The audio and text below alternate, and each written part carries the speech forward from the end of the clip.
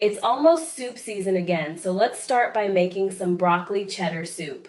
Here's how I made mine. Started by dicing up my broccoli.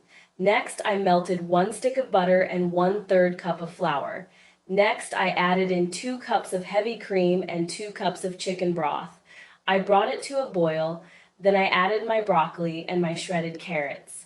Next, I let it simmer over low heat for about 15 minutes. Then I added some mozzarella cheese and some Mount cheddar cheese. I gave that a stir, and I seasoned with onion powder, garlic powder, Creole, and salt. I let it simmer over low heat for another 5 minutes. While that was cooking, I cut up a bread bowl for my soup. In a separate bowl, I melted some butter and parsley. I brushed it over my bread and let it cook on 350 for about 8 minutes. Next, I added my soup to my bread bowl along with some mild cheddar cheese.